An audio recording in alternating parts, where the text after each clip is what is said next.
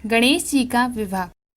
शिव पुराण की रुद्र संहिता के कुमारखंड के 20वें अध्याय में ब्रह्मा जी व मुनि नारद के मध्य हुए एक संवाद से पता चलता है कि गणेश जी ने विवाह के लिए अपने भाई से किस प्रकार स्पर्धा की। शिव पार्वती के वात्सल्यपूर्ण सानिध्य में गणेश जी एवं कार्तिकेय का विकास हो रहा था।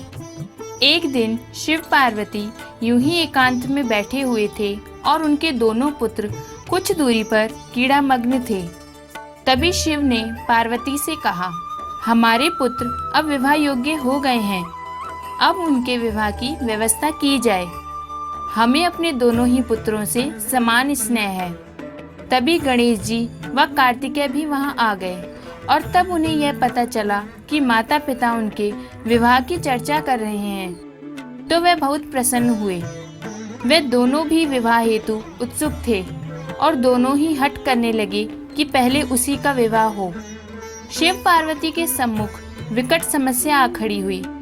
उन्होंने कुछ देर इस विषय पर विचार किया और फिर अपने दोनों पुत्रों को संबोधित कर कहा, प्रिय पुत्रों, तुम दोनों ही हमें समान रूप से प्रिय हो और हमने कभी तुम दोनों में भेद नहीं किया।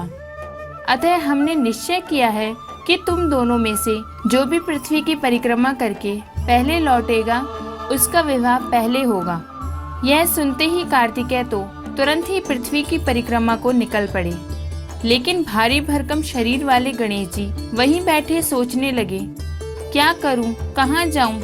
पृथ्वी की परिक्रमा कर पाना मेरे लिए नितांत असंभव है। मैं तो लगातार कुछ दूर तक चल भी नहीं पाता। बुद्धि तो प्रखर थी ही गणेश जी की। उन्हें तुरंत ही एक उपाय सूझा।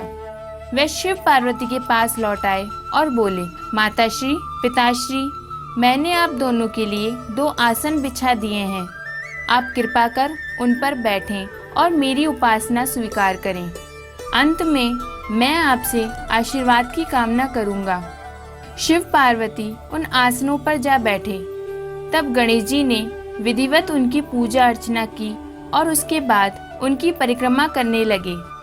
इस प्रकार उन्होंने 7 बार अपने माता पिता की परिक्रमा की और उनसे बोले, मैंने शर्त पूरी कर दी है, अब आप मेरे विवाह का प्रबंध करें।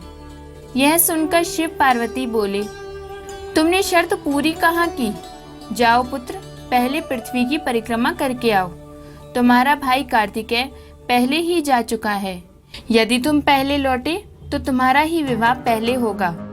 ऐसा सुनकर गणेश जी गुस्से में बोले, हे माता, हे पिता, मैंने 7 बार आपकी परिक्रमा कर ली और आप कहते हैं मैंने शर्त पूरी नहीं की, जबकि वेदों तथा अन्य शास्त्रों में लिखा है कि माता पिता की विधिवत पूजा अर्चना करके उनकी परिक्रमा करना धरती की परिक्रमा करने के समान है। इसके भी वही पुण्य फल होते हैं जो धरती की परिक्रमा के होते हैं। या तो आप वेदों व पुराणों में लिखे को असत्य कह दें, और या यदि उनमें लिखी बातें सत्य हैं तो पहले मेरे विवाह का प्रबंध करें। गणेश जी की तर्कपूर्ण बातें सुनकर शिव जी और पार्वती जी निरुत्तर हो गए, लेकिन दोनों ही गणेश जी की बुद्धिमत्ता पर प्रसन्न थे। फिर कुछ समय तक मूक होकर दोनों ने एक दूसरे की ओर देखा और मन ही मन कुछ निर्णय लिया। प्रजापति विश्वरूप की 2 सुंदर कन्याओं रिद्धि व सिद्धि के साथ उन्होंने गणेश जी का विवाह कर दिया। नियत समय पर रिद्धि व सिद्धि ने एक पुत्रों को जन्म दिया, जिनके नाम क्रमशः क्षेम व लाभ रखे गए। इधर कार्तिकेय जब पृथ्वी की परिक्रमा पूरी कर वापस लौटे तो उन्होंने गणेश जी को सपरिवार आनंद पूर्वक रहते देखा। कार्तिकेय को कुछ समझ न आया। नारद मुनि ने तुरंत ही उन्हें यह सब घटनाक्रम कह सुनाया जो उनकी अनुपस्थिति में घटा था। सुनकर कार्तिकेय को भारी आघात लगा और शिव पार्वती की काफी मान मनुहार के बाद भी वह गुस्से में घर छोड़कर क्रौंच पर्वत की ओर चले गए। कार्तिकेय ने आजन्म ब्रह्मचारी रहने की प्रतिज्ञा की और इसे निभाया भी। विविध हो कि ब्रह्मा वैवर्त पुराण के अनुसार गणेश जी का विवाह पुष्टि के साथ और कार्तिकेय का विवाह प्रजापति की पुत्री देवसेना के साथ हुआ था।